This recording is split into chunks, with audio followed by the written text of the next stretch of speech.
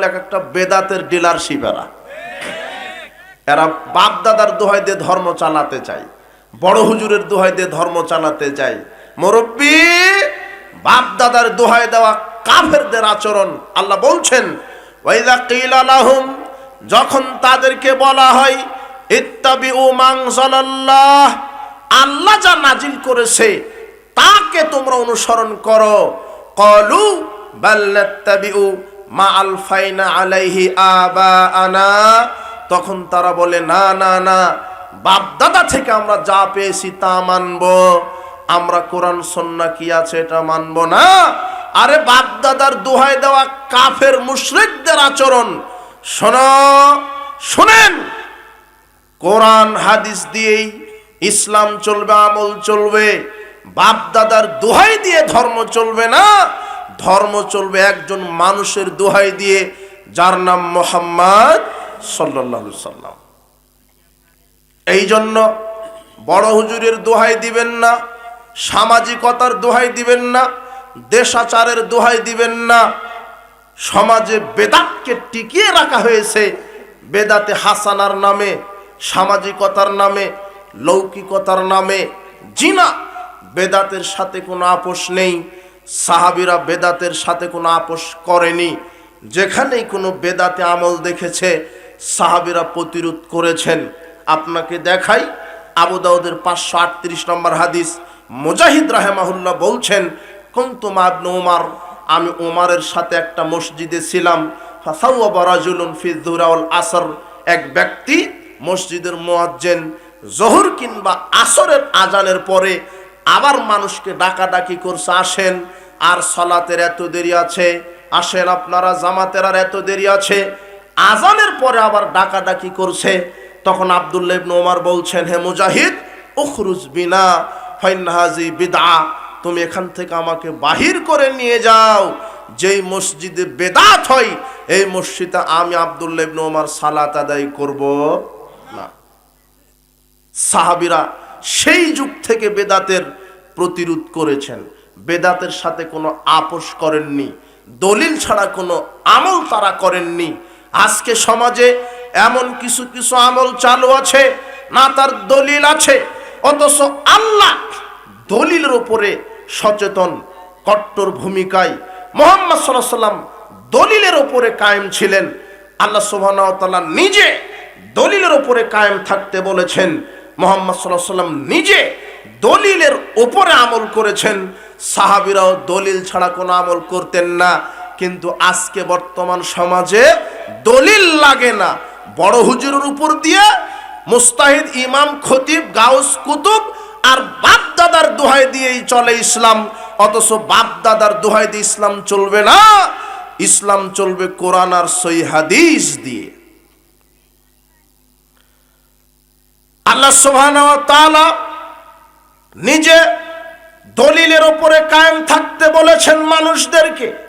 আল্লাহ সুবহানাহু ওয়া তাআলা বলছেন, ইয়া আইয়ুহাল্লাযিনা আমানু, হে বিশ্বাসীগণ, ইন জাআকুম ফাসিকুম বিনাবাইন ফাতাবায়ানু, যখন কোনো ফাসিক তোমাদের কাছে কোনো খবর নিয়ে আসে তখন তোমরা যাচাই করো। যখন কোনো ফাসিক তোমাদের কাছে কোনো খবর নিয়ে আসে তখন দলিল সহ যাচাই করো। কি সহ? কি সহ? দলিল সহ। দলিল বুঝেন? দলিল আমি যদি এখানে বলি যে এই যে মাঠে আপনারা বসে বক্তৃতা শুনছেন, এই মাঠের মালিক আমি, তখন আমার কাছে আপনারা কি চাইবেন? দলিল। তা আপনার যদি হয় তাহলে দলিল দেখান। আবার এক শ্রেণীর মানুষ বলে ইসলামে এটা করা যাবে না, হালুয়া রুটি খাওয়া যাবে না, সম্মিলিত মোনাজাত ফরজ সালাতের পরে করা যাবে না, তার দলিল দেখান। বলে না? বলে এটা যে বেদাত, তার দলিল দেখান। এই সম্মিলিত মোনাজাত দিয়ে বেদাত, তার নিষেধের দলিল দেখান। এ কত বেকুবের বেকুব, কত বড় গাধাই! এর চাইতে থার্ড পারসন গাধা পৃথিবীতে নাই। কেন? আমি যদি বলি এই জমিটা আমার, তখন আপনি বলবেন দলিল দেখান। এখন যদি আমি বলি এই জমিটা আমার না, তখনও যদি আপনি বলেন আপনার যে না, দলিল দেখান। কি বুঝলেন? কেন? আমার যে না তার দলিল দেখান। কেন দেওয়া যাবে না? হ্যাঁ, নায়ের কি হয় না? দলিল হয় না। ঠিক 5 ওয়াক্ত ফরজ সালাতের পরে যারা মুসল্লিদেরকে নিয়ে যে ইমাম সম্মিলিত মুনাজাত করে, এর দলিল নাই, নাই বলেই তো বেদাত। আপনি খামোখা বাপদাদার দোহাই দিয়ে রাসূলের সুন্নাহকে অপমান করে বেদাত কায়েম রেখেছেন। জবাব আপনাকে বিচার মাঠে দিতে হবে ইনশাআল্লাহ। হবেই।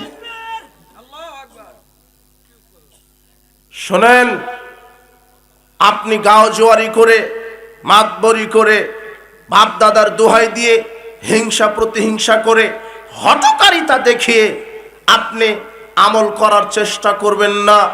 রাসূলের সুন্নাহ অনুযায়ী যদি আমল না হয়, আমল করে কোনো ফায়দা হবে না। আমি বলছিলাম, আল্লাহ বলছেন যখন কেউ কোনো আমল করতে বলে, কোনো খবর নিয়ে আসে, কি দেখো তোমরা? দলিল দেখো। কথা বুঝেছেন? সূরা হুজরাতের 6 নম্বর আয়াত। আল্লাহ সুবহানাহু ওয়া তাআলা নিজে দলিলের উপরে কায়েম ছিলেন, কায়েম থাকতে বলেছেন। মুহাম্মদ সাল্লাল্লাহু আলাইহি ওয়াসাল্লাম নিজে দলিলের উপরে কায়েম ছিলেন। দেখবেন, তিনি, আমরা বলি হ্যাঁ তিনি তো দয়ার নবী, রহমতের নবী, কিন্তু তিনিও শরীয়ত কেউ যদি বিকৃত করত, তিনি সেটাকে সহ্য করতে পারেন নি। আপনাকে দেখাই, বারা ইবনে আযিব, এই সাহাবীকে আল্লাহর নবী ঘুমানোর দোয়া শেখাচ্ছেন। কিসের দোয়া? ঘুমানোর দোয়া। বারা ইবনে আযিবকে বলছেন, এই আলা উআল্লিমুকা কালিমাত, আমি কি তোমাকে একটা দোয়া শিখাইয়া দিব? তাকুলুহা ইযা আওয়াইতা ইলা ফিরাশিক, যখন তুমি ঘুমাতে যাবে তখন এই দোয়াটা পাঠ করে ঘুমাবে। ফাইন মুত্তা মিন লাইলাতিক মুত্তা আলাল ফিতরাতি, এই দোয়া পাঠ করে যদি তুমি ঘুমাও, তাহলে আল্লাহ তোমাকে এই দোয়া পাঠ করে ঘুমাতে ঘুমাতে যদি তোমার মৃত্যু হয়ে যায়, আল্লাহ তোমাকে ইসলামের উপরে মৃত্যু দান করবেন। ওয়াইন আসবাহতা আসবাহতা কাদ আসাবতা খায়রান, আর যদি সকাল করো, আল্লাহ তোমাকে কল্যাণের উপরে সকাল করাবেন। তখন বারা ইবনে আযিব বলছেন, ঠিক আছে দোয়াটা শিখিয়ে দেন।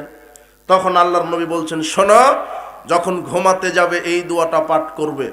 আল্লাহুম্মা ইন্নী আসলামতু নাফসি ইলাইকা ওয়া ওয়াজ্জাহতু ওয়াজহি ইলাইকা ওয়া ফাওয়াজতু আমরি ইলাইকা রাগবাতান ওয়া রাহবাতান ইলাইকা ওয়ালজাহতু যহরি ইলাইকা লা মালজা ওয়া লা মানজা মিনকা ইল্লা ইলাইকা আমানতু বিকিতাবিকা আল্লাযী আনজালতা ওয়া বিনাবিয়্যিকা আল্লাযী আরসালতা।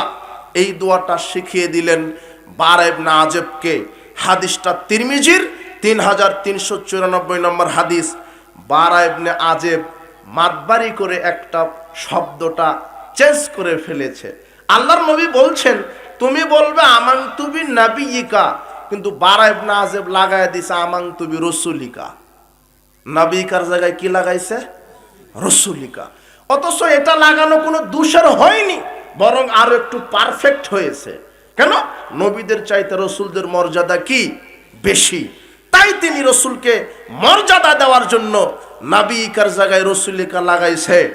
রাসূল সাল্লাল্লাহু আলাইহি সাল্লাম বারা ইবনে আযিব বলছেন, যেই আমি নবীকার জায়গায় রাসূলিকা শব্দটা লাগালাম, ফাতাআনা ইয়াদাই ফি সদরি, রাসূল সাল্লাল্লাহু আলাইহি সাল্লাম এক ঘুষি আমার বুক বরাবর মেরে দিলেন।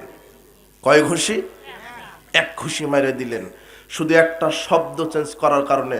ঘুষি দিয়ে বলছেন, আই কুল বিনবী, বলো আমি বলছি নবীকা বলতে, তুমি রাসূলিকা বলার কে? এইভাবে ক্ষেপে উঠে তাকে একটা ঘুষি মেরে দিলেন।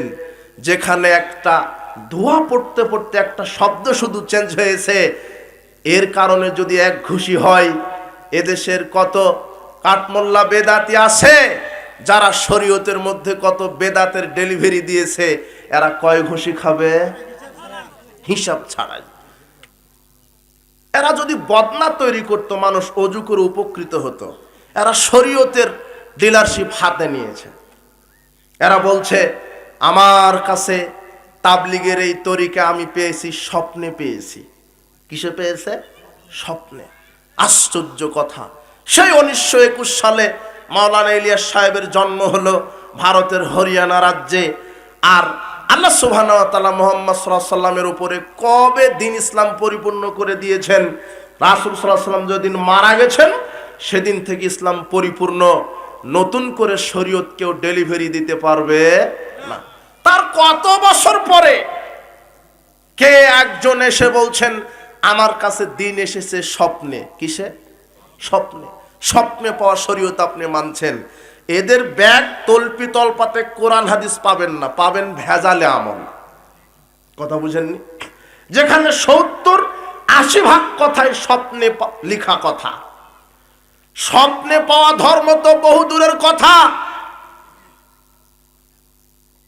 ওমর ইবনুল খাত্তাব রাদিয়াল্লাহু আনহু বলছেন, রাসূল সাল্লাল্লাহু আলাইহি ওয়াসাল্লাম বললেন, সাহাবীগণ শোনো, লাউ বাদালাকুম মূসা, আজকে যদি মূসা তোমাদের সামনে আসে, ফাত্তাবাতুমুহু, আর যদি মূসার তোমরা ইত্তেবা করো, মূসার শরীয়তকে যদি তোমরা মেনে চলতে থাকো, ওয়া তারাকতুমুনি, আর আমি মুহাম্মদ সাল্লাল্লাহু আলাইহি ওয়াসাল্লামের শরীয়তকে যদি প্রত্যাখ্যান করো, লা দালালতুম আন সাওয়াইস সাবিল, তাহলে তোমরা পথভ্রষ্ট হয়ে যাবে।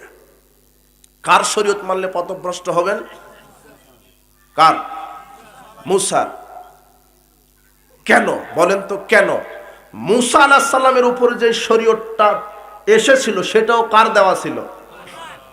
আল্লাহর দেওয়া শরীয়ত।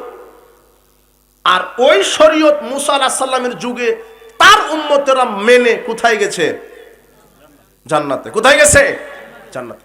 আল্লাহর দেওয়া শরীয়ত, ওই শরীয়ত মেনে তার উম্মতেরা চলে গেছে জান্নাতে। একই শরীয়ত, কিন্তু ওই শরীয়ত যদি এখন আপনি মানেন কোথায় যেতে হবে? কেন? কি অপরাধ বলেন তো? কেন? কেন এখানে স্ট্যান্ডিং এ আছে কোন নবী? মুহাম্মদ সাল্লাল্লাহু আলাইহি সাল্লাম। যেই জায়গাতে মুহাম্মদ সাল্লাল্লাহু আলাইহি সাল্লামের সুন্নাহ, দিন, শরীয়ত, তরিকা থাকতে পৃথিবীর অন্য কোন নবীর তরিকা চলে না, সেই জায়গাতে ভণ্ড, কবর, মাজার পূজারী, খানকার, এই পীরদের শরীয়ত কি করে বাংলার জমিনে টিকতে পারে? কথা বুঝেননি? সেই জায়গায় মাযহাবের দোহাই দিয়ে, তরিকার দোহাই দিয়ে ধর্ম কি করে চলতে পারে? যে জায়গাতে মুহাম্মদ সাল্লাল্লাহু আলাইহি ওয়াসাল্লামের কাছে অন্য কোন নবী টিকতে পারছে না, সেখানে মাযহাবের দোহাই দিয়ে ভ্রান্ত আমল কি করে সমাজে টিকতে পারে? কথা বুঝেননি?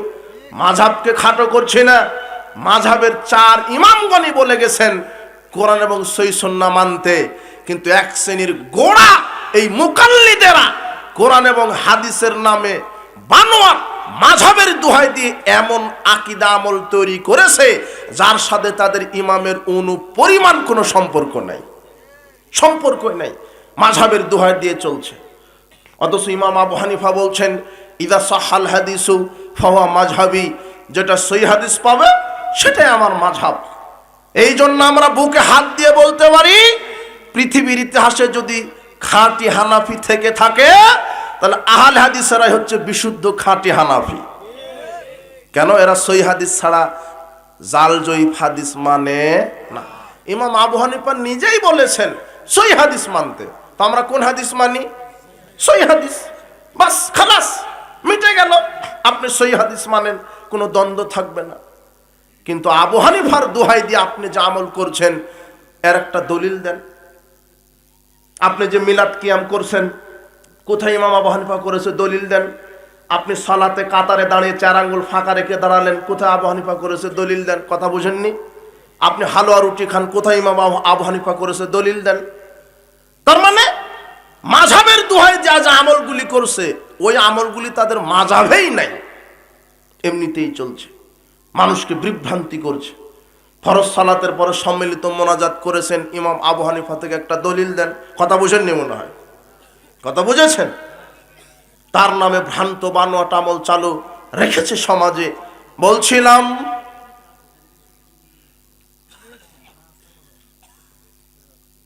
বেদাতের নামে মুসলিম সমাজে ভ্রান্ত আমলগুলি সমাজে চালু আছে, কায়েম আছে।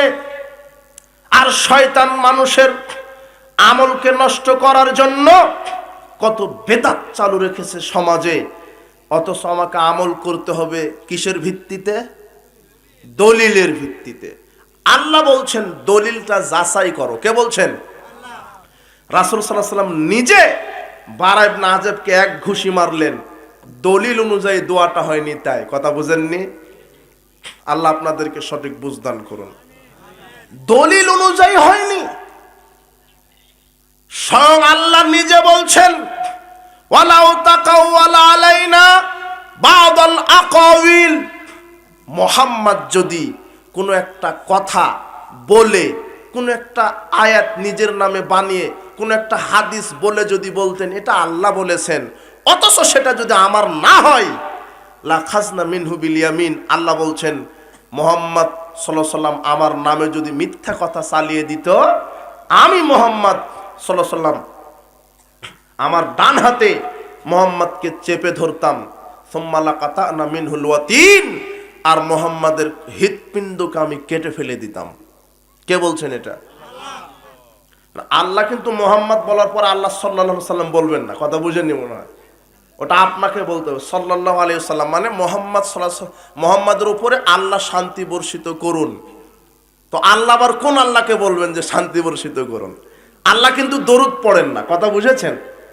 যদিও এদেশের যারা মিলাদ কিয়াম চালু রেখেছে তারা কিন্তু কোরআন থেকেই দলিল দিচ্ছে। কি?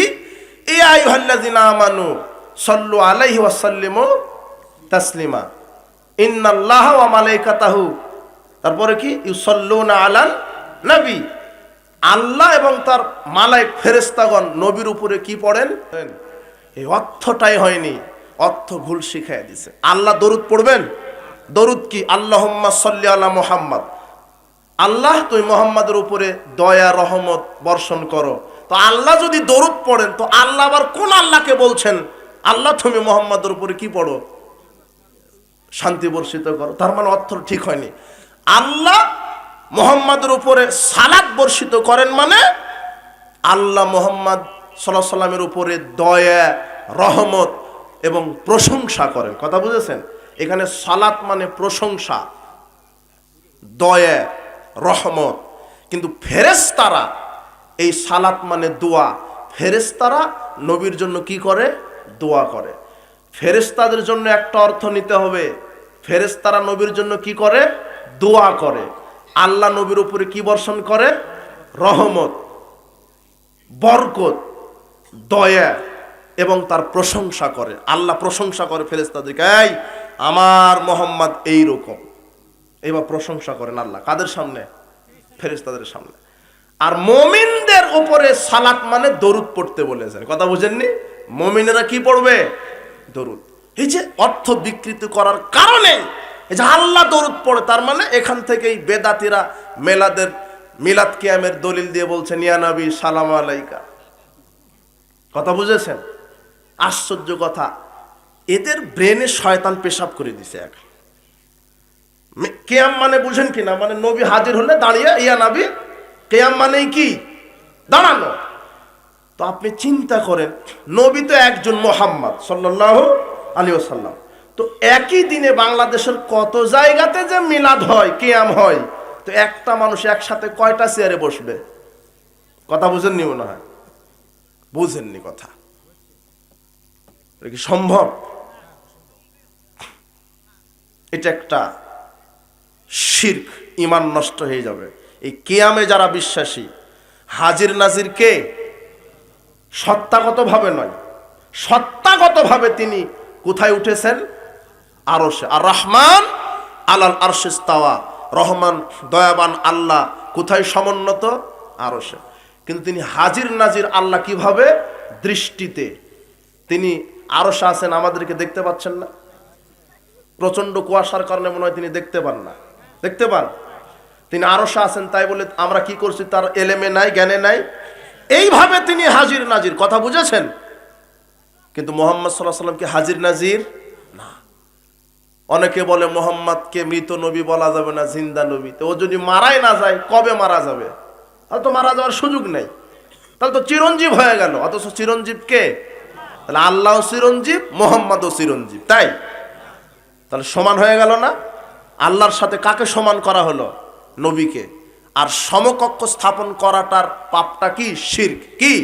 যে হায়াতুন নবীতে বিশ্বাসী সে হলো বড় মুশরিক, ইসলাম থেকে কি হয়ে যাবে? বের হয়ে যাবে। বলছিলাম দলিলের ওপরে কায়েম। আল্লাহ সুবহানাহু ওয়া তাআলা নিজে দলিল ভিত্তিক যাচাই ভিত্তিক আমল করতে বলছেন। রাসূল সাল্লাল্লাহু আলাইহি ওয়াসাল্লাম দলিলের উল্টা কোনো আমল করলে রাসূল সাল্লাল্লাহু আলাইহি ওয়াসাল্লাম সরাসরি প্রোটেক্ট করেছেন, তার প্রমাণ এটা এক ঘুষি। কয় ঘুষি? আরে দেশের আলেম ওলামা এত বেদাত করছে, এরা কয় ঘুষি খেত? আরে ফাঁসি হতো এদের, ফাঁসি। কথা বুঝেননি?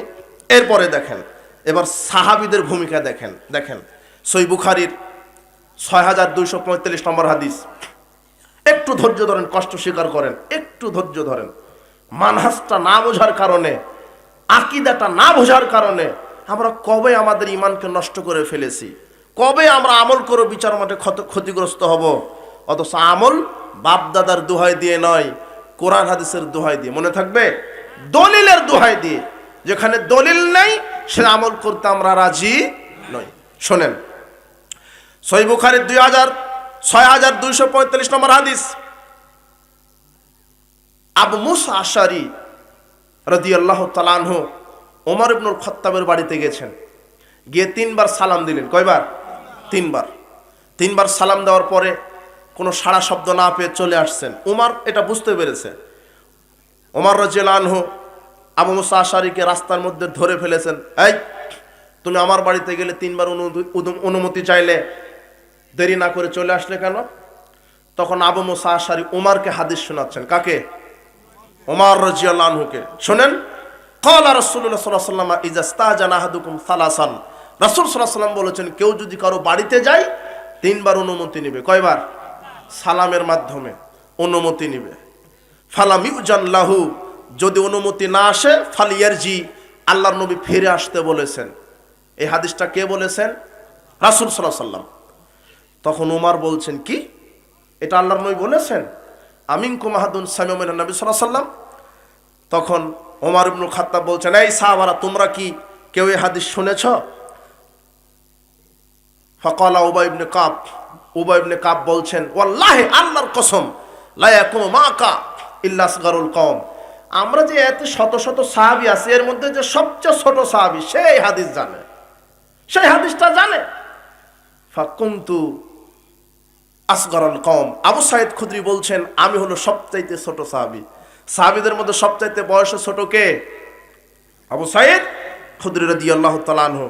তিনি দাঁড়িয়ে বলছেন ফাখবারতু উমর, আমি উমরকে হাদিস শোনায় দিলাম আন্নান নবী সাল্লাল্লাহু আলাইহি ওয়াসাল্লাম কালা যালিক, হ্যাঁ রাসূল সাল্লাল্লাহু আলাইহি ওয়াসাল্লাম এই কথা বলেছেন যে কারো বাড়িতে গেলে কয়বার সালাম দিয়ে অনুমতি নিতে হবে? 3 বার। ওমর প্রথমে বলেছিলেন আল্লাহে লা তুকিমান নবী বাইয়িনাত, তোমরা দলিল পেশ করো। আবু মুসা আশআরীকে বললেন তুমি যে বললে যে 3 বার সালাম দিয়ে অনুমতি নিতে বলেছেন রাসূল সাল্লাল্লাহু আলাইহি ওয়াসাল্লাম, এর কি পেশ করো আমার কাছে? দলিল। তখন আবু সাঈদ খুদরি দাঁড়িয়ে বলছেন আমি এই দলিলটা জানি। তার মানে সাহাবারাও দলিল ছাড়া কোনো হাদিসকে বিশ্বাস করতেন না, কোনো আমল করতেন না। এই হাদিস থেকে 2টা বোঝা যায়, 2টা শিক্ষা আছে। এক, সাহাবীরা কোনো আমল করতে চাইলে তার কি তালাশ করতেন? দলিল। আর ওমর রাদিয়াল্লাহু আনহু এত বড় খলিফা, তারপরও তার এই হাদিসটা জানা নাই। বড় আলেম হলেই সব জানবে? কথা বুঝেননি মনে হয়। আপনার আলেম অনেক কিছু জানে কিন্তু সব জানে না। একজন আলেম অনেক কিছু জানতে পারে, অনেক জ্ঞানী হতে পারে কিন্তু সব জানে না। কথা বুঝেছেন? এই যে দেখেন ওমর রাদিয়াল্লাহু আনহুর এই হাদিসটা কি নাই? জানা নাই। যখন আমাদেরকে অনেকে বিভিন্ন ফতোয়া বা প্রশ্ন জিজ্ঞাসা করে, আমরা যখন বলি যে না এটা তো জানা নাই, তখন এক যে ওযু করতে শিখেনি সে বলে এত বড় আলেম এই হাদিস জানে না। কথা বুঝেননি কথা? অথচ বড় আলেম হলেই যে সব জানবে, ভুল হতে পারে, ভুলে যেতে পারে হাদিসটা। কথা বুঝতে পারেননি? এও কটাক্ষ করা যাবে না। উমরের মতো সাহাবী, অর্ধ জাহানের খলিফা, তার এই হাদিসটা কি ছিল না? জানা ছিল না। সেও এই আমলটা করতে চাচ্ছে কিসের ভিত্তিতে? দলিলের ভিত্তিতে। যে তুমি যে আমাকে হাদিসটা শোনালে, ওয়াল্লাহি আল্লাহর কসম, লা তুকিমান্না আলাইহি বিবাইয়িনাত, আমাকে কি দাও? দলিল দাও। সাহাবীরাও দলিলের উপরে কায়েম ছিলেন, দলিল ছাড়া তারা আমল করতেন না।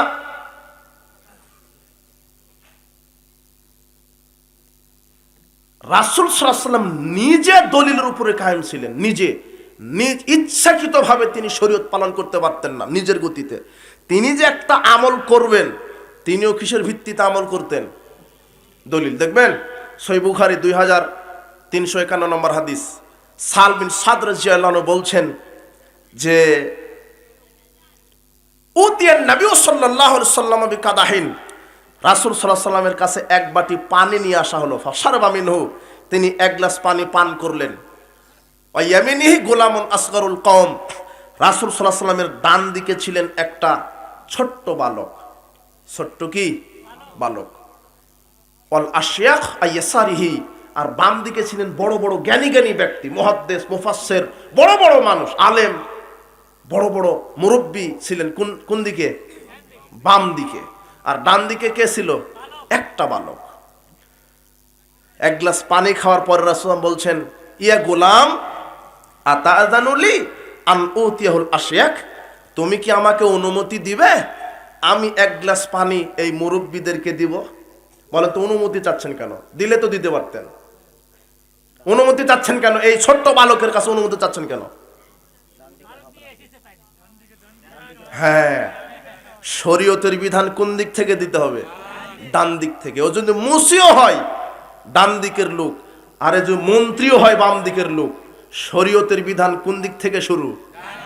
মুহাম্মদ সাল্লাল্লাহু আলাইহি ওয়াসাল্লাম নিজে নিজের গতিতে শরীয়ত লঙ্ঘন করতে পারেন নি।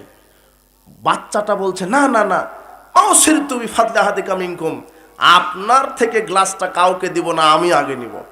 রাসূল সাল্লাল্লাহু আলাইহি ওয়াসাল্লাম বাম দিকের যতই পরহেজগার বড় ব্যক্তিরা বসে থাকুক দিতে পারলেন না। কাকে দিলেন? এই বালককে। তার মানে আমাকে কোনো আমল করতে হলে রাসূল সাল্লাল্লাহু আলাইহি ওয়াসাল্লাম যেভাবে বলেছেন, কোরআন এবং হাদিসে যেভাবে আছে সেইভাবে আমল করতে হবে। কিন্তু দুঃখজনক হলো সত্য, সমাজে এমন কিছু আমল চালু আছে যার দলিল তো বহুদূরের কথা, একটা জাল দলিলও নাই। কথা বুঝেছেন? সমাজের দোহাই দিয়ে, লৌকিকতার দোহাই দিয়ে চলছে। অথচ লৌকিকতা, সামাজিকতা, দেশাচারের নামে বাপদাদার দোহাই দিয়ে ধর্ম চলবে না। ধর্ম চলবে কোরআন এবং হাদিসের স্পষ্ট দলিল দ্বারা। আপনাকে আর একটা মেসেজ দিয়ে যাই, যেই আমলের যত ফজিলত বেশি, সেই আমলটা নষ্ট করার জন্য সেই আমলের ভিতরে শয়তান বেদাত ঢুকিয়ে দিয়েছে। কি ঢুকিয়ে দিয়েছে? বেদাত। এক গ্লাস দুধ, এক গ্লাস পেশাব, এক ফোঁটা পেশাব যদি এক গ্লাস দুধে ঢুকায় দেন, দুধ কি হয়ে যাবে? নষ্ট হবে। নষ্ট হবে না? ঠিক শয়তান এই সৎ আমলগুলিকে নষ্ট করার জন্য বেদাত ঢুকিয়ে দিয়েছে। রাসূল সাল্লাল্লাহু আলাইহি ওয়াসাল্লাম বলছেন, তোমরা জুমার দিনে বেশি বেশি দরুদ পড়ো। যে ব্যক্তি আমার উপরে বেশি বেশি দরুদ পাঠ করবে, আমার সুপারিশ তার জন্য বিচার মাঠে ওয়াজিব হয়ে যাবে। কিন্তু শয়তান একটা আমল ঢুকায় দিতে, বেশি বেশি না, কেউ যদি ৮০ বার দরুদ পড়ে গোনে, তাহলে আল্লাহ তার ৮০ বছরের পাপ ক্ষমা করে দিবে। সুবহানাল্লাহ। এটা ভেজালে আমলের হাদিস, রাওয়াহুল ভেজালে আমল। কথা বুঝেছেন? আবার লেখা আছে, এই ফাজাল আমল লেখা আছে, আচ্ছা তার যদি ৮০ বছরের গুনাহ না থাকে তো তার পিতামাতার ৮০ বছরের গুনাহ মাফ।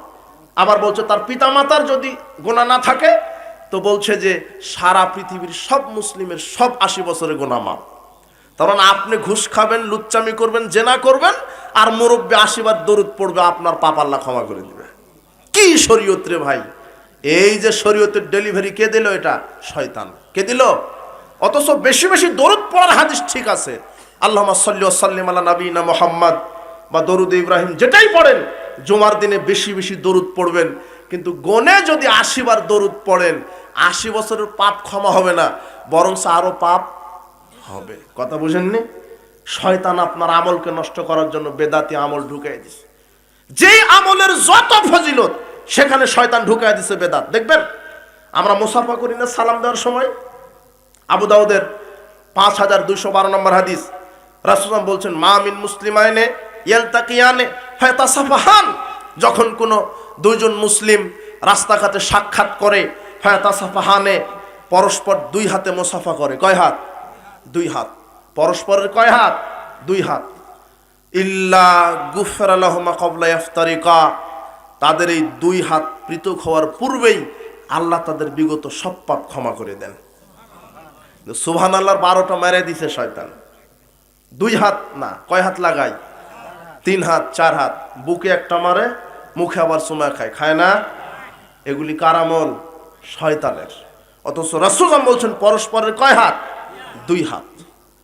এই যে বিগত সব পাপ ক্ষমা হয়ে যাচ্ছে, কিন্তু শয়তান বেদাত ঢুকায়া পাপ কিসের ক্ষমা, উল্টা আরো কি বেশি হচ্ছে। কথা বুঝেননি?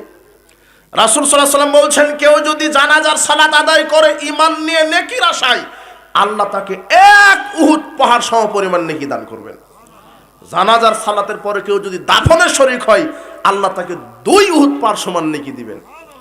কিন্তু শয়তান চিন্তা করলো না, একটাও দেওয়া যাবে না। আগে জানাজার সালাতের পরে কিন্তু দড়ি পাকানো সিস্টেম চালু ছিল না, কিন্তু এখন চালু করে দিছে শয়তান। আগে ছিল কি? দাফন করার পরে, বুঝেননি? দাফন করার পরে কি সবাইকে নিয়ে কি করতো? এখন তো করে, কিন্তু এখন এদিকে আছে কিনা ওদিকে ঢাকার দিকে এই ডেলিভারি শয়তান দিয়ে দিছে, আস্তে আস্তে চলে আসবে ইনশাল্লাহ। জানাজার সালাত আদায় করে ওখানে ওই মাঠেই সবাইকে নিয়ে শুরু করে দিয়েছে। শয়তান চিন্তা করছে যাক একটা উহুদ পাহাড় নষ্ট করলাম, এরপরে দাফনের পরে আবার কি? দুটাই শেষ। 16 ঘন্টা না খেয়ে সিয়াম রাখলেন, ইফতারের আর 1.5-2 মিনিট সময়, ওই কর্নার থেকে শয়তান বলবে হুজুর একটু মেরে দেন। কি করে দেন? মেরে দেন, এখন দোয়া কবুল হবে। অথচ এই জানেই না শরীয়ত, একে ভুল শিখানো হয়েছে যে ইফতারের সময় দোয়া কবুল হয়। জানেন রমাদান মাস কি? আকাশের দরজা আল্লাহ কিছু বিশেষ বিশেষ কারণে খুলে দেন। যদি কেউ বলে লা ইলাহা ইল্লাল্লাহ, তার জন্য স্পেশাল আকাশের দরজা খুলে যায়। যদি কেউ কোরআন হাদিস পড়তে বসে, কোরআন হাদিস থেকে জ্ঞান অর্জন করবে, রাত 11টায় কোরআন হাদিসের পৃষ্ঠা খুলেছে একটু পড়বে, তার জন্য স্পেশালিস্ট আকাশের দরজা আল্লাহ খুলে দেন। যখন কেউ জোহরের সালাতের পূর্বে 4 রাকাত সুন্নাত সালাতের জন্য দাঁড়িয়ে গেছে, তখন তার জন্য স্পেশাল আকাশের দরজা খোলা হয়, তার জন্য শুধু স্পেশাল। যখন কেউ রুগী দেখতে যায়, রুগী অসুস্থ রুগীকে দেখতে যায়, দোয়া করতে যায়, তার জন্য স্পেশাল আকাশের দরজা খুলে দেওয়া হয়। যখন কেউ বলে সুবহানাল্লাহ আলহামদুলিল্লাহ লা ইলাহা ইল্লাল্লাহ, তার জন্য আকাশের দরজা খোলা হয়। এগুলি বিশেষ বিশেষ আমলে। কিন্তু রমাদান মাস কি জানেন? রমাদানে কোনো বিশেষ আমলের প্রয়োজন হয় না, লা ইলাহা ইল্লাল্লাহ বলতে হয় না, কোরআন হাদিস পড়তে বসা লাগে না। রমাদানের প্রথম চাঁদ থেকে নিয়ে রমাদান শেষ চাঁদ পর্যন্ত এই 30টা দিন, প্রত্যেকটা সেকেন্ড, সব সময়, প্রত্যেক সায়েমের জন্য আল্লাহ আকাশের 7টি দরজায় খুলে রাখেন, যাতে করে সে দোয়া করার সাথে সাথে আমি আল্লাহ কবুল করে নি। কিন্তু শয়তান মেরে দিছে না, শুধু ইফতারের সময় কি হয়? কথা বুঝেননি? কথা বুঝেছেন? রমজানে প্রত্যেকটা সময় আকাশের দরজা কি থাকে? আর আল্লাহ কি জন্য খোলা রাখেন? রহমত, বরকত, দয়া, কল্যাণ, রিজিক, ক্ষমা, আপনার তওবা কবুল করবেন বলে আল্লাহ কি রাখেন? খোলা রাখেন। আপনার সিয়ামকে নষ্ট করবে। আজানের দোয়া আছে না? রাসূল বলছেন, সহিহ বুখারীর 614 নম্বর হাদিস, রাসূল বলছেন মান ক্বালা হিনা ইয়াসমাউন নিদা, যে ব্যক্তি আজান শোনার পরে বলবে, কি বলবে?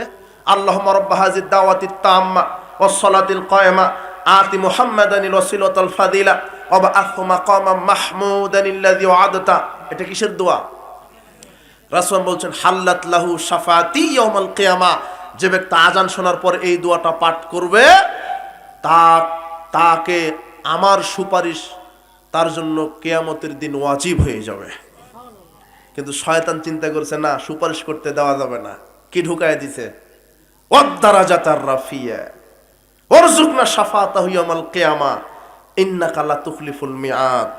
একজন আবার এই আমার বক্তব্য কেটে মানুষকে বিভ্রান্তি করছে। ইন্নাকা লা তুখলিফুল মিয়াদ, এটা কিন্তু কোরআন মাজিদের আয়াত। কি? সূরা ইমরানের 194 নম্বর আয়াত। আমি বলেছি যে শয়তান লাগায় দিছে, তার মানে আয়াত নাকি শয়তান তৈরি করেছে। জানামাজের দোয়া বলে না, ইন্নী ওয়াজ্জাহতু ওয়াজহিয়া লিল্লাযী ফাতারাস সামাওয়াতি ওয়াল আরদ, এটা যে জায়নামাজের দোয়া বলল কে? পৃথিবীর কোনো হাদিসের কিতাবে একটা জাল হাদিসও নাই। নিশ্চিত কে বলেছে এটা? শয়তান। কথা বুঝেননি? মিনহা খলাকনাকুম ওয়া ফিহা নুঈদুকুম ওয়া মিনহা নুখরিজুকুম তারাতান উখরা। আর এটা তো কোরআন মাজিদের আয়াত, কিন্তু মাটি দেওয়ার সময় এটা বললেন কেন? দেখান রাসূল সাল্লাল্লাহু আলাইহি ওয়াসাল্লাম কোন হাদিসে বলেছেন? কোরআনে থাকলে হবে, রাসূল সাল্লাল্লাহু আলাইহি ওয়াসাল্লামের স্বীকৃতি লাগবে না? কথা বুঝেননি কথা? আযানের শেষে ইন্নাকা লা তুফলিফুল মিআদ, একটা জাল হাদিস দেখান যে রাসূল সাল্লাল্লাহু আলাইহি ওয়াসাল্লাম বলেছেন আযানের পরে তোমরা এটা লাগায়ো। দেখাতে পারবে? রাসূল সাল্লাল্লাহু আলাইহি ওয়াসাল্লাম যেটা বলেননি ওর ভিতরে কোনো কল্যাণ নাই, ওটাই বিদআত। সহিহ বুখারী খুলেন 614 নম্বর হাদিস, এতটুকুনি বলেছেন। এতটুকুন বললেই যদি রাসূল 1 সেকেন্ডের জন্য বললাম, 1 সেকেন্ডের জন্য মেনে নিলাম যে ওয়াদ দারাজাতার রাফিয়া ওয়ারযুকনা শাফাতু ইয়াউমাল কিয়ামা ইন্নাকা লা তুখলিফুল মিয়াদ, এই তিনটা বাক্য যে বললেন, আর এই তিনটা না বলতে শুধু অতটুকুনি বললেই তো রাসূলের সুপারিশ কি হয়ে যাচ্ছে? ওয়াজিব। তারপর বাড়তি বলা লাগবে কেন? মানে শয়তানের সুরসুরি আর আপনার পাছা ঠিক নাই আপনার। কথা বুঝেননি? আমল নষ্ট করার ধান্দায় এই শয়তান এই বেদাতগুলি ঢুকিয়ে দিছে। আরো কত বেদাত। অজুতে বেদাত, অজুর শুরুতে দোয়া তৈরি করেছে বিসমিল্লাহির রহমানির রহিম, আল ইসলামু হাক্কুন আল কুফরু বাতিলুন আল ঈমানু নূরুন আল কুফরু যুলমাতুন। এটা নাকি অজুর দোয়া। এত বড় দোয়া। এক মুরব্বী বলছে, হুজুর এত বড় দোয়া আবার জাল হবে কি করে? বড় হলে নাকি জাল হয় না। অথচ রাসূল সাল্লাল্লাহু আলাইহি ওয়াসাল্লাম বলছেন লা উযু লিমান লাম ইয়াজকুর ইসমাল্লাহ আলাইহি, তিরমিজির 25 নম্বর হাদিস, যে ব্যক্তি অজুর শুরুতে বিসমিল্লাহ বলে না তার অজু হবে না। তো অজুর শুরুর দোয়া কি? বিসমিল্লাহ। কিন্তু এত বড় দোয়া তৈরি করলো। সালাতের নিয়ত তৈরি করেছে, নাওয়াইতু আনুসাল্লি লিল্লাহি তাআলা ফি যুহরি আরবা রাকা ফিল আসর আরবা রাকা। এই যে আরবিতে যে নিয়তগুলি বলেন, পৃথিবীর ইতিহাসে কোনো হাদিসের কিতাবে একটা জাল হাদিসও নাই। এটা কথা বুঝেননি মনে হয়? এটা দলিলে নাই। অথচ সালাতের পূর্বে মুখে নিয়ত আপনি বললেন, নিয়ত বলার জিনিস নয়, নিয়ত অন্তরে করার জিনিস। কথা বুঝেছেন? আপনি সালাতে দাঁড়ানোর পূর্বেই ওযু করার সময় আপনার নিয়ত হয়ে যাচ্ছে আমি এখন ওযু করছি, জোহরের 4 রাকাত ফরজ সালাত আদায় করব। কথা বুঝেননি? ওটাই নিয়ত। কিন্তু আপনি দাঁড়িয়ে আরবিতে বললেন, আপনাকে দলিল অনুযায়ী আমল করতে হবে। কত ভ্রান্ত! এটা দলিলও নাই, এটা জাল দলিলও নাই। জায়নামাজের দোয়া, এই যে সালাতের পূর্বে মুখে নিয়ত আরবিতে তৈরি করা হয়েছে, একটা জাল দলিল নাই। এদেশের হাফেজ সাহেবেরা বলে কোরআন তেলাওয়াত শেষে সাদাকাল্লাহুল আযীম বলে না? আগামীকাল বগুড়ার সব বড় বড় হুজুর যারা আছে, বগুড়াতে বড় বড় মাদ্রাসা নাই, এই সব হুজুরদেরকে একটা করে বলবেন যে আমরা বাপ দাদা থেকে শুনে আসছি যে হাফেজ সাহেবেরা কোরআন তেলাওয়াত শেষে সাদাকাল্লাহুল আযীম বলছে, এটা হাদিসের কোন হাদিসের কিতাবে কোথায় লেখা আছে? মাওলানা সাহেব, আমি সহি হাদিস চাচ্ছি না, জয়ীফও চাচ্ছি না, একটা কি হাদিস দেখান, এটা জাল হাদিস দেখান তো, কোথায় লেখা আছে?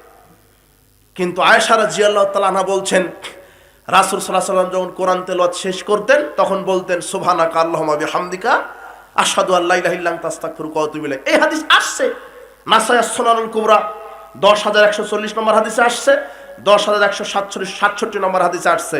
তাহলে রাসূল সাল্লাল্লাহু আলাইহি ওয়াসাল্লাম যেটা বলতে বলেছেন ওটা বলবো, না শয়তান যেটা বলতে বলেছেন সেটা বলবো? হাফেজ সাহেব যুক্তি দিয়ে বলছেন সাদাকাল্লাহুল আযীম, মহান আল্লাহর কথা সত্য। ওর বাংলাটা কি এটা? সাদাকাল্লাহুল আযীম, বড় উঁচু আল্লাহর কথা সত্য। তার মানে কোরআনের কথা সত্য, এটা বললে দোষের কি? এটা তো ভালোই দোয়া। কিন্তু ভালো হলে লাগাবেন আপনি? কথা বুঝেননি মনে হয়? ভালো হলে লাগানো যাবে, আপনার বুঝ অনুযায়ী ধর্ম চলবে। আচ্ছা, বউ ডাক ভালো না মা ডাক ভালো? তাহলে বউকে মা ডাকবেন? মা ডাক ভালো। যে তার মানে যাকে যেটা ডাকতে হবে সেটাই ডাকতে হবে। কথা বুঝেননি? ভালো বলে লাগাই দিবেন।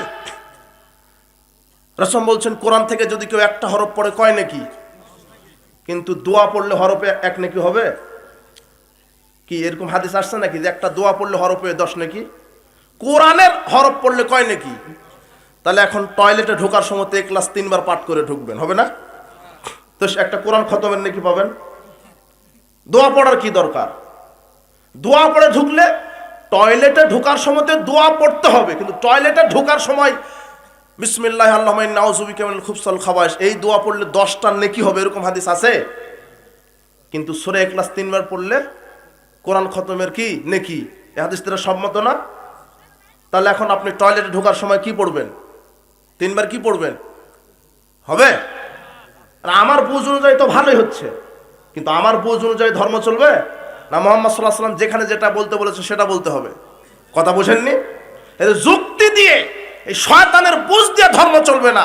ধর্ম চলবে মুহাম্মদ সাল্লাল্লাহু আলাইহি ওয়াসাল্লাম এবং সাহাবীরা যা বুঝেছেন এইভাবেই ধর্ম চলবে ইনশাআল্লাহ। কথা বুঝেননি? আমার বুঝের 5 পয়সা মূল্য নাই। আমি ওযু নষ্ট হয় কিসের কারণে? পেশাব পায়খানা করলে, তাই না? কিন্তু ওযু করার সময় তো ধন কি হলো? এটা হলো আপনার ওযুই হয়নি। ধোয়া লাগতো পাছা আর কি যৌনাঙ্গ, তাহলে ওযু হয়ে যেত, তাই না? কারণ ওযু ভাঙে কি কারণে? পেশাব করলে। পেশাব করলে ওযু ভাঙার, আপনি হাত চক্ষু পা ধরলেন, এটা হলো? মানে এটা আমার বুঝ। কথা বুঝেননি? কথা বুঝলেন কি?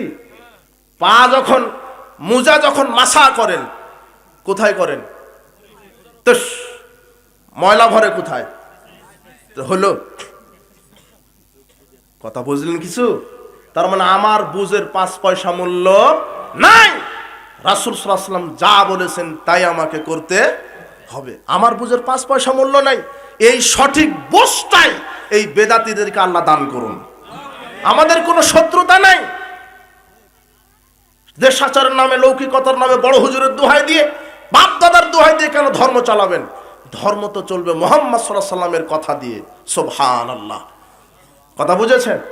বলছিলাম যে আমলের যত ফজিলত, শয়তান এখানে কি ঢুকায় দিছে? বেদাত।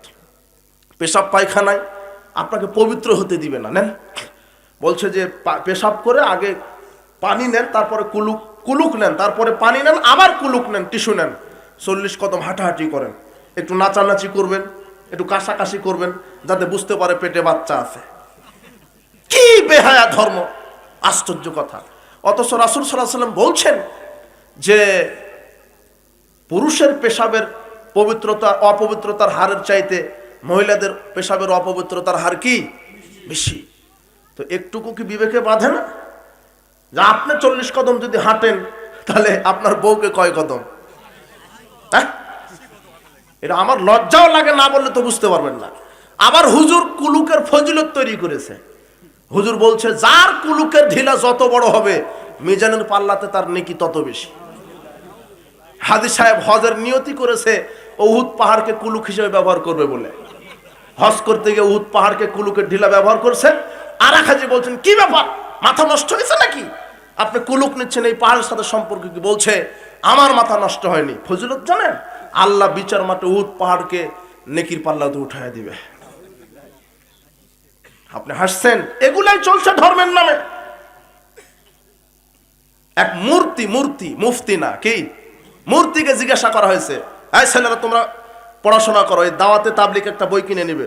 85 পৃষ্ঠাতে লিখছে যে মক্কা মদিনা থেকে মানুষ টঙ্গীর মাঠে আসে কেন? তখন এই মুফতি লিখছে, প্রশ্নের উত্তর দিচ্ছে যে কাবা ঘরে 1 রাকাত সালাত আদায় করলে নেকি হয় 1 লক্ষ গুণ, আর টঙ্গীর মাঠে 1 রাকাত সালাত আদায় করলে নেকি হয় 49 কোটি গুণ। দেখেছেন? পাগলে এটা মেনে নিবে? কোথায় কাবা ঘর, কোথায় পেশাব পায়খানা করে রাখার জায়গা টঙ্গীর মাঠ। কথা বুঝেছেন? টঙ্গীর মাঠে গেলে হজ হয়, হজ গেলে কোথায় হয়? টঙ্গীর মাঠে। আটরশি পীর বলছে যে না, হজ করতে মক্কায় যাওয়া লাগবে না, শুধু আমার কবর জিয়ারত করবে, হজ হয়ে যাবে। এরা হলো শরীয়তের ডিলারশিপ হাতে নিয়েছে। কথা বুঝেছেন? এইভাবে শয়তান আপনার ঈমান আমলকে নষ্ট করছে। বলছিলাম যেটা জাল দলিলও নাই, আপনি সালাতের সময় 4 আঙ্গুল ফাঁকা রেখে দাঁড়াচ্ছেন, বলছে বেয়াদবি হবে। কি হবে? পায়ের সাথে পা লাগালে কি হবে?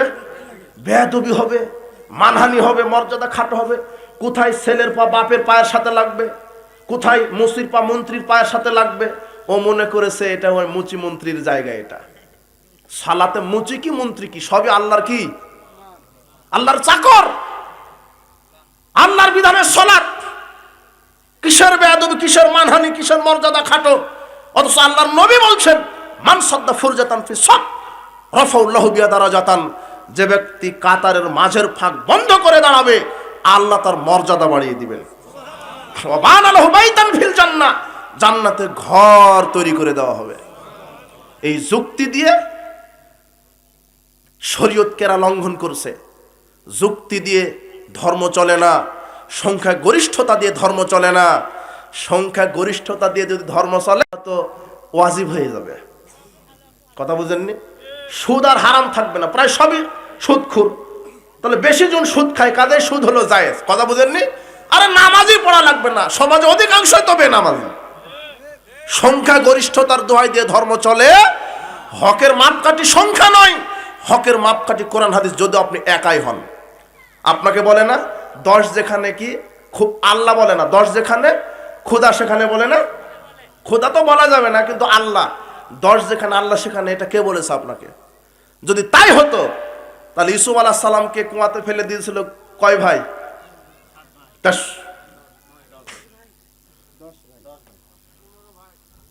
ভাই। তাহলে আল্লাহ ইউসুফ আলাইহিস সালামের সাথে ছিল না 10 জনের সাথে ছিল? 10 যেখানে সেখানে তো আল্লাহ থাকে। কথা বুঝেননি? কিন্তু না, হকের উপরে যে আছে তার সাথে কে আছে? আল্লাহ। কথা বুঝেছেন? শোনেন, আপনাকে দলিল ভিত্তিক আমল করতে হবে। শয়তান মানুষের আমলকে নষ্ট করার জন্য কত বেদাত আমল ঢুকিয়ে দিয়েছে যার কোনো দলিলই নাই। এই যে পায়ের সাথে পা মিলানো, 4 আঙ্গুল ফাঁকা রেখে, একটা জাল দলিলও নাই। আপনি তাসাউদে বসার পরে এই যে দেখেন অনেকের লোক টপ করে একবার আঙ্গুল জায়গায় আশহাদু আল্লা ইলাহা ইল্লাল্লাহ আশহাদু আন্না মুহাম্মাদুর রাসূলুল্লাহ জায়গায় না। আপনি বলেন এটা একটা জাল দলিল দেন, কি দলিল? এটা জাল দলিলও নাই। অথচ রাসূল বলছেন শুরু থেকে শেষ পর্যন্ত ইশারা, ওই সময়তে চক্ষু থাকবে আপনার এই নখের উপরে। আপনি মুসলিম খুলেন 1338 নম্বর হাদিস, নাসাই খুলেন 1275 নম্বর হাদিস, শুরু থেকে শেষ পর্যন্ত আস্তে করে ইশারা করবেন। কিন্তু যে টপ করে একবার উঠালেন, টপ করে নামায় দিলেন, এর কোনো দলিল নাই। বাপদাদা থেকে শুনে আসছেন পুরুষ নাভির নিচে হাত বেঁধে সালাত আদায় করবে, মহিলা বুকের উপর হাত বাঁধবে। শুনে আসছেন না? শুনে আসছেন? এই হুজুরকে জিজ্ঞাসা করেন যে এর দলিল কোথায়? সহি জয়ীফ না, কি দলিল চাইবেন? একটা জাল দলিল চাইবেন যে পুরুষ নাভির নিচে হাত বেঁধে সালাত আদায় করবে, মহিলা বুকের উপর হাত বেঁধে সালাত আদায় করবে। এর একটা জাল দলিল পৃথিবীর মাটিতে নাই। অথচ চলছে, বাপদাদার দোহাই দিয়ে চলছে, মাযহাবের দোহাই দিয়ে চলছে। কথা বুঝেছেন? অথচ আমল করতে গেলে কিসের ভিত্তিতে করতে হবে? দলিলের ভিত্তিতে। নারী পুরুষের সালাতের কোনো পার্থক্য নেই, নারী পুরুষের সালাতের কোনো পার্থক্য নেই। কিয়াম কুদ রুকু সিজদা একই বিধান। মা বোনদেরকে বলছে, মা বোনদের সালাতের ব্যাপারে, মা বোনেরা যখন সালাতে দাঁড়াবে শৈথল্য ভারে নয়, স্বাভাবিকভাবে 2 পাটা ফাঁক করে দাঁড়াবে। অনেকে 2 পাটা জোড়া লেগে সালাতে দাঁড়ায়। আবার রুকু সিজদা ঠিক মতো করতে হবে। 7 অঙ্গে সিজদা করা ফরজ। কয় অঙ্গে? 7। নাক এবং কপাল 1, 2 হাত 3, 2 হাঁটু 5, 2 বৃদ্ধাঙ্গুলি 7। আপনি সিজদায় গেছেন, একটা বৃদ্ধাঙ্গুলি যদি জাগানো থাকে আপনার টোটাল সালাতটাই নষ্ট। কথা বুঝেছেন? 7 অঙ্গে সিজদা। অধিকাংশ মানুষ, আল্লাহর নবী বলছেন আসরাকুন নাস আল্লাযী ইয়াসরিকু সালাতাহু, সবচেয়ে বড় চোর হলো কোন চোর? সালাত চোর। সাহাবীরা বললেন কিভাবে সালাত চুরি করে? রাসূল বলছেন লা ইউতিম্মু রুকুহা ওয়া সুজুদাহা, যে রুকু সিজদা ঠিক মতো করে না সে কি চোর? সালাত চোর। দেখেন অধিকাংশ মানুষ রুকু করতে জানে না, সিজদা করতে জানে না। অধিকাংশ মানুষ রুকু করে, রুকু থেকে উঠার ভান করে সরাসরি সিজদায় চলে যায়। সিজদা করে, সিজদা থেকে পরিপূর্ণভাবে উঠে না, সিজদা থেকে উঠার ভান করে আরেকটা সিজদা করে না। এইভাবে যদি মরা পর্যন্ত সালাত আদায় করে, ওর সালাত কি? বাতিল। ওর সালাত বাতিল। আর অধিকাংশ মহিলা তো সিজদাই করতে জানে না। সিজদা বিড়াল বা কুকুর যেমন শুয়ে থাকে 4 হাত পা একত্রে করে, ওইভাবে সিজদা করে না। অথচ নারী পুরুষের সিজদার কোনো পার্থক্য নেই। লম্বাভাবে সিজদা, এমনভাবে লম্বাভাবে সিজদা দিতে হবে পেটের নিচে যেন ফাঁকা থাকে। নারী পুরুষের একই বিধান। রাসূল সাল্লাল্লাহু আলাইহি ওয়াসাল্লাম বলছেন তোমরা এমনভাবে সিজদা করো যাতে করে পেটের নিচ দিয়ে ছাগলের বাচ্চা চলে যেতে পারে। কিন্তু আপনার স্ত্রী, আপনার মেয়ে, আপনার বোন এমনভাবে সিজদা করে যে একটা পিঁপড়া যেতে পারবে না। যদি যেতে চাই মাথার ওই দিক দিয়ে ঘুরে যেতে হবে। আপনি হাসছেন? এ যদি মরা পর্যন্ত সালাত আদায় করে 1 রাকাতও আল্লাহ কবুল করবেন না। চ্যালেঞ্জ। কথা বুঝেছেন? সহিহ বুখারীর 757 নম্বর হাদিস পড়বেন। আল্লাহর নবী লোকটাকে বলছেন তুমি সালাতই আদায় করো না। আর হুযায়ফা রাদিয়াল্লাহু আনহু বলছেন আর একটা লোককে, নাসাই 1312 নম্বর হাদিস, তুমি যদি এইভাবে মরা পর্যন্ত সালাত আদায় করো, রাসূলের সালাতের উপরে তুমি মৃত্যুবরণ করতে পারবে না। সল্লু কামা রাআইতুমুনি উসাল্লি, তোমরা ওইভাবে সালাত আদায় করো যেভাবে কাকে দেখেছো? রাসূলকে। রাসূল সাল্লাল্লাহু আলাইহি ওয়াসাল্লাম যেভাবে সালাত আদায় করেছেন ওইভাবে সালাত আদায় করতে হবে। নারী পুরুষের সালাতের কোনো পার্থক্য নেই। নারী পুরুষ সবাই বুকের উপর হাত বেঁধে সালাত আদায় করবে, রুকু করবে লম্বা সোজাভাবে, মেরুদণ্ড যেন সোজা থাকে, সেজদা করবে লম্বাভাবে। কাজেই প্রিয় উপস্থিতি, মুসলিম দিনী ভাই বোন, আপনাদের প্রতি আহ্বান, এই শিরক এবং বেদাতের মতো নিকৃষ্ট এই দুটো পাপ থেকে আল্লাহ আমাদেরকে হেফাজত করুন। বেদাতীদের কোনো আমল কবুল হবে না এবং বেদাতির উপরে আল্লাহর লানত, ফেরেশতাদের লানত। কুল্লু বেদাতিন দলালা, কুল্লু দলালাতিন ফিন্নার। আর একটা শিরকের ব্যাপারে আর একটা বিষয় ছাড়া পড়ে গেছে। ওই যে কিছু সামাজিক কুসংস্কার বললাম, ওখানে একটা বিষয় ছুটে গেছে তাবিজের ব্যাপারে। তাবিজ ঝুলানো শিরক। তাবিজ ঝুলানো কি? শিরক। ভালো ভালো মানুষ তাবিজ ঝুলায়, হজ করতে চলে গেছে তাবিজ নিয়ে হাতে কোমরে। ও যদি মরা পর্যন্ত হজ করে, হজ কবুল হবে না। উকবা ইবনে আমির রাদিয়াল্লাহু আনহু বলছেন, আকবালা ইলাইহি রাতুন ইলা নবী সাল্লাল্লাহু আলাইহি ওয়াসাল্লাম, রাসূল সাল্লাল্লাহু আলাইহি ওয়াসাল্লামের কাছে 10 জন ব্যক্তি আসলেন ইসলাম কবুল করবেন বলে। কয়জন? 10 জন। ফাবায়া তিসআতান ওয়ামসাকা নাহিদিন, 9 জনকে তিনি বায়াত দিলেন। কয়জনকে? 9 জনকে বায়াত দিলেন। সাহাবীরা বললেন, 9 জনকে ইসলাম কবুল করিয়ে দিলেন, একজনকে ছেড়ে দিলেন মানে? তখন আল্লাহর নবী বলছেন, শোনো, ইন্না আলাইহি তামিমা, এই ব্যক্তির শরীরের ভিতরে তাবিজ আছে। কি আছে? তাবিজ থাকার কারণে আল্লাহর নবী তাকে ইসলাম কবুল করালেন না।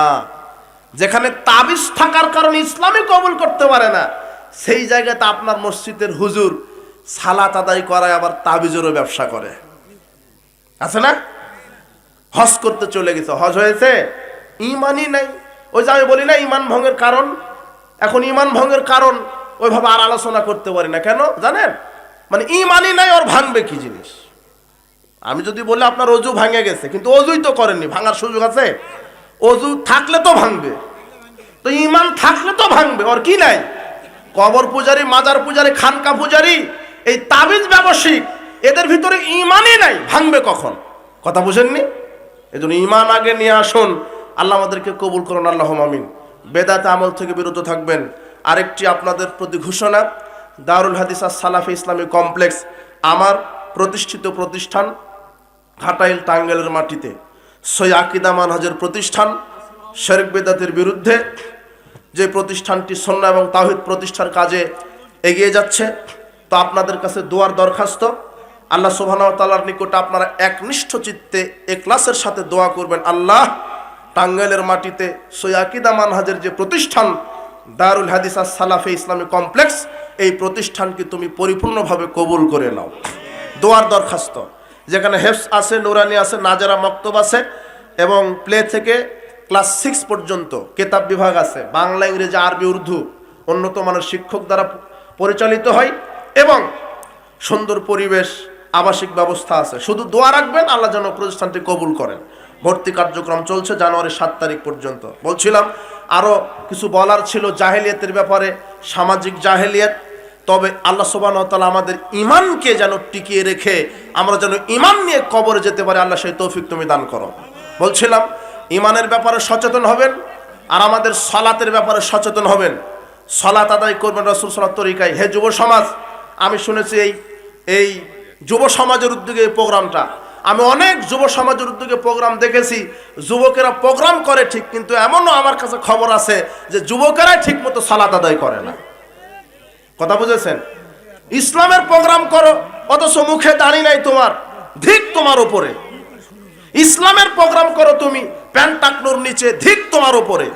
ইসলামের তুমি প্রোগ্রাম করো অথচ সালাত আদায় করো না, হে যুবক ধিক তোমাকে। তুমি হবে 5 ওয়াক্ত সালাত আদায়কারী। তুমি ইসলামকে প্রমোট করতে চাচ্ছ, আলেম ওলামাকে নিয়ে আসছো, তুমি যদি ইসলাম না মানো, বিশ্বাস করো সেই ইসলামের প্রোগ্রাম কোনো কল্যাণ বহন করবে না। কাজেই যুব সমাজের প্রতি উদাত্ত আহ্বান, তোমরা হবে জাতির আদর্শ মডেল। তোমাদেরকে দেখেই জাতি শিখবে। যেটা জাতি বুঝতে পেরেছে তোমাদের ভিতরে অনেক স্পৃহা আছে, ইমানি শক্তি আছে। আমরা যুবকদেরকে ধন্যবাদ জানাই যারা আজকের ইসলামী কনফারেন্স এই যুব সংঘের উদ্যোগে যারা করেছেন।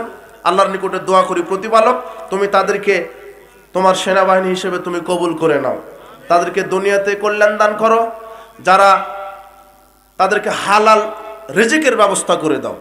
আর যারা অবিবাহিত আছে আল্লাহ তুমি তাদেরকে দ্রুত নেক স্ত্রী দিয়ে তাদের বিবাহের ব্যবস্থা করে দাও এবং তাদেরকে হালাল রুজির ব্যবস্থা করে দাও। যুবকদেরকে জি আলহামদুলিল্লাহ, ভাই বললেন যে সবাই সহযোগিতা করেছেন, সবার জন্য দোয়া রাখি। যারা আজকের প্রোগ্রামে যারা জয় টাকা দান করেছেন, যত টাকা আল্লাহ তত কোটি টাকা করে বরকত দান করুন, তাদের পরিবারকে আল্লাহ নিরাপত্তা দান করুন।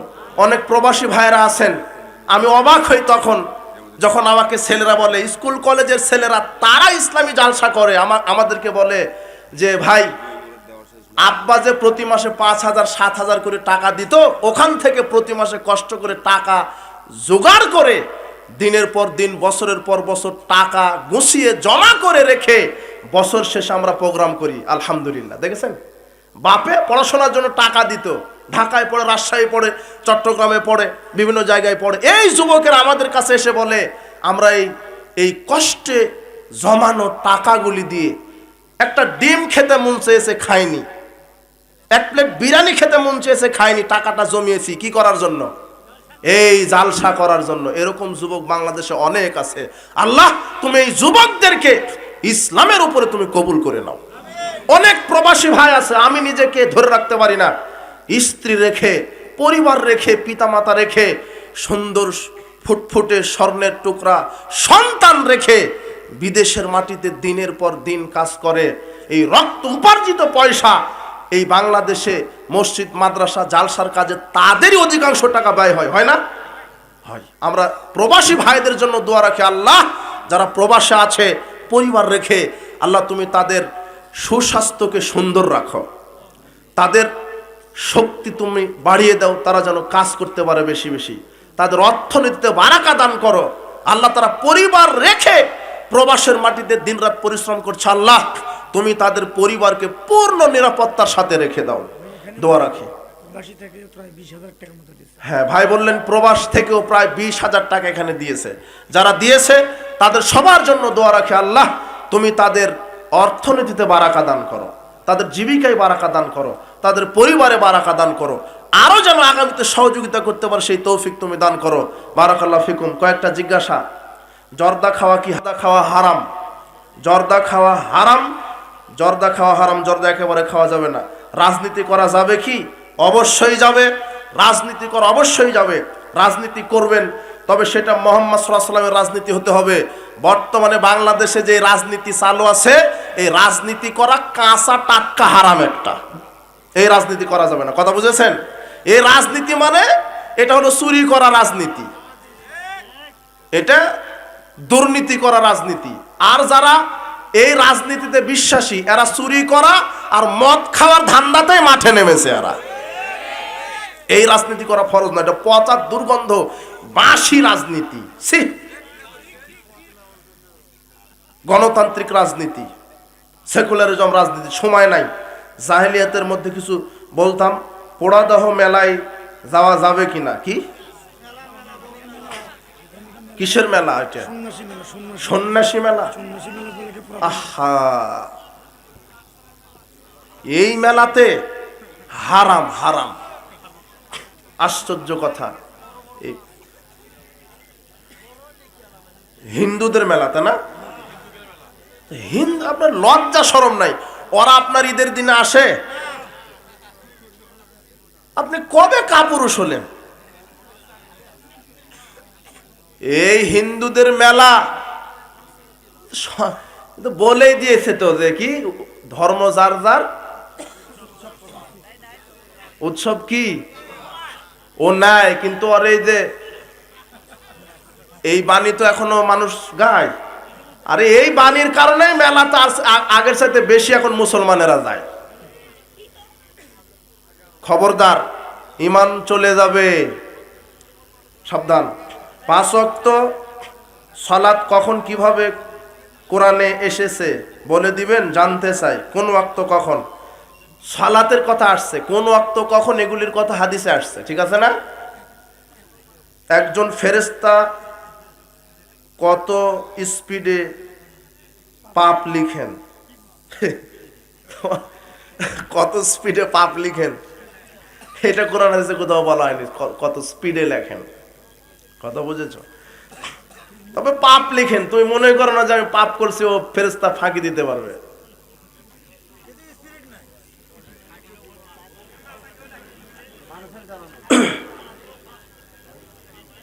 কতজন নেতা রাস্তার ধারে ছবি, একজন নেতা রাস্তার ধারে ছবি ঝুলিয়ে রাখলে কতক্ষণ পাপ লেখা হয়? ও ও যদি সজ্ঞানে স্বেচ্ছায় নিজের ছবিটা সম্মানের জন্য ঝুলিয়ে রাখে, যতদিন থাকবে ততদিন পাপ লেখা থাকবে, লিখাই শুরু হবে, তার লিখতেই থাকবে ফেরেশতারা। টাকনুর নিচে কাপড় ঝুলিয়ে রাখলে কতক্ষণ পাপ লেখা হয়? কি ব্যাপার? কতক্ষণ? যতক্ষণ সে পরে থাকে, যতক্ষণ। টাকনুর উপরে কাপড় উঠাবে কি? যতক্ষণ টাকনুর নিচে প্যান্ট থাকে, এর পরিণাম জাহান্নাম। আমরা রাজমিস্ত্রি কাজ করি, আমাদের হেড মিস্ত্রি মহাজনকে থেকে 1000 টাকা নেয় আর আমাদেরকে দেয় 800 টাকা। এখন বাড়তি টাকা হেড মিস্ত্রি নিয়ে নেয়, তার নেওয়া কি হালাল হবে?